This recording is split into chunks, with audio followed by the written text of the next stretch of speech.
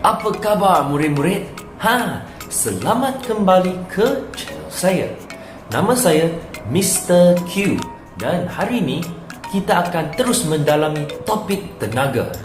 Hari ini kita akan belajar tentang perubahan bentuk tenaga. Jangan lupa subscribe dan tanpa membuang masa, jom kita mula.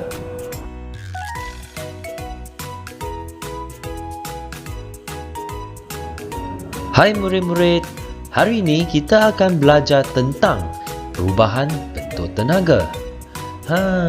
Tahu tak murid-murid, tenaga tidak boleh dicipta atau dimusnahkan. Tetapi tenaga boleh berubah bentuk. Oleh itu, hari ini kita akan belajar tentang perubahan bentuk tenaga. Macam mana tenaga berubah daripada satu bentuk ke bentuk yang lain. Sebelum kita mendalami subtopik ini, mari kita belajar sedikit tentang simbol-simbol yang penting. Okey, lihatlah di sini. Simbol arah ini bermaksud berubah kepada. Okey, berubah kepada. Manakala simbol tambah ini bermaksud dan. Okey, maksudnya ia berlaku serentak. Okey, contohnya tenaga haba tambah tenaga cahaya. So maksudnya tenaga haba dan cahaya berlaku serentak. Gambar raja ini menunjukkan seorang budak perempuan yang tengah mengayuh basikal. Lihatlah dua bentuk tenaga yang ada pada budak perempuan ini. Okey, pertama ialah tenaga kimia. Macam mana dia boleh dapat tenaga kimia? Kerana budak perempuan ini telah makan. Lepas tu dia dapat tenaga daripada situ. Makanan membekalkan tenaga kimia. Okey, dan semasa dia mengayuh basikal tu bergerak ke depan. Oleh itu, dia memperoleh tenaga kinetik. Okey, mari kita lihat macam mana kita akan menjawab jawapan ini. Okey. Inilah jawapan dia. Tenaga kimia berubah kepada. Ingat ya, simbol arah menunjukkan berubah kepada tenaga kinetik. Wow, siapa ini? Ini ialah orang yang special, orang yang famous. Inilah Iron Man. Iron Man famous untuk buat apa? Iron baju, betul tak? So alat dia dipanggil setrika. Alat yang digunakannya dipanggil setrika. So murid-murid, apakah perubahan tenaga untuk setrika? Mari kita lihat jawapannya. Tenaga elektrik berubah kepada tenaga haba. Betul, kerana setrika mendapat tenaga daripada tenaga elektrik, dan tenaga elektrik itu akan meningkatkan suhu dalam setrika itu. Justru tenaga haba bertambah. Ingat ya, untuk alat setrika ni kita menggunakan tenaga elektrik berubah kepada tenaga haba.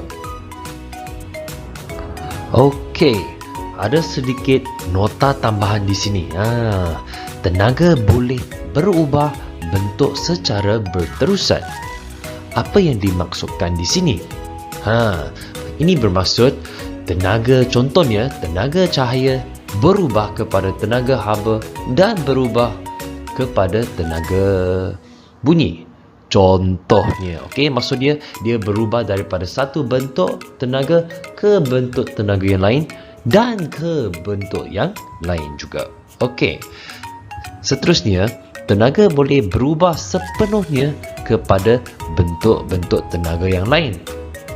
Ini bermaksud kalau tenaga kimia berubah menjadi tenaga kinetik, dia berubah sepenuhnya. Dia bukan separuh-separuh. Contohnya tenaga kinetik tambah tenaga cahaya.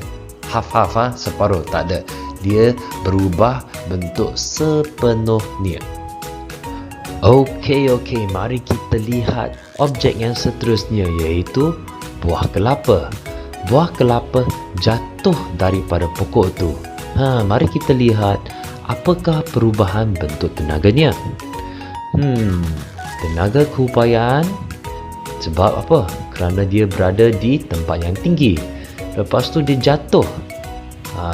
Ada pergerakan, betul tak? So kalau ada pergerakan, maksudnya ia mengandungi tenaga kinetik. Dan akhirnya buah kelapa itu jatuh ke atas pasir. Dan kita akan terdengar bunyi pop. Itulah tenaga bunyi. So mari kita lihat persamaannya. Yes, tenaga keupayaan berubah kepada tenaga kinetik dan akhirnya berubah kepada tenaga bunyi. Wah, indahnya pemandangan ini. Orang dewasa ini tengah bermain dengan gitar. Apakah perubahan bentuk tenaga untuk gitar? Mari kita lihat. Tenaga kimia disebabkan manusia mendapat tenaga daripada makanan dan dia memetikkan jari dia di atas gitar itu, dan disitulah tenaga kinetik berlaku kerana apa? Getaran pada tali, dan akhirnya ialah tenaga bunyi kerana bunyi dihasilkan. Sekarang kita akan ke dapur. Okey, di dapur apakah perubahan bentuk tenaga untuk dapur gas? Kita akan dapat tenaga kimia daripada bahan api fosil gas asli. Dalam dapur gas itu ada gas asli. Gas asli merupakan tenaga kimia. Dan apa yang berlaku seterusnya? Okey, kita akan dapat tenaga cahaya dan tenaga haba. Betul tak? Sebab ada api kan? Yes. Oleh itu, inilah persamaannya. Tenaga kimia berubah kepada tenaga haba dan, simbol tambah di situ kan? Dan tenaga cahaya. Tenaga kimia berubah kepada tenaga haba dan tenaga cahaya. Apakah alatan ini? Alatan ini adalah sebuah mesin basuh.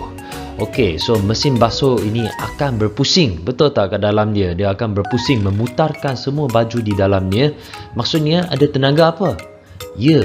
Ada tenaga kinetik, dan disebabkan putaran-putaran dalam mesin basuh ni, ia akan menghasilkan tenaga bunyi.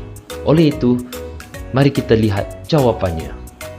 Syabas murid-murid, tenaga elektrik berubah kepada tenaga kinetik dan tenaga bunyi. Disebabkan ia berlaku serentak. Tenaga kinetik dan tenaga bunyi berlaku serentak. Sekarang, mari kita jalankan sedikit latih tubi. Soalan pertama. Apakah perubahan tenaga bagi radio? Betul.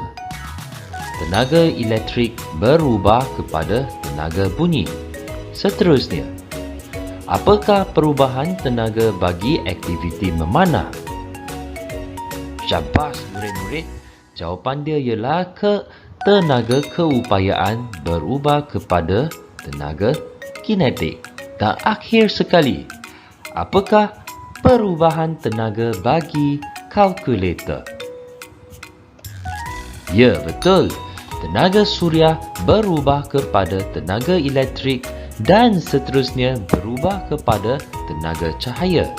Sekiranya murid-murid menjawab dengan betul, syabas. Terima kasih kerana bersama saya sehingga penghujung video ini. Dan kita akan berjumpa di video yang seterusnya.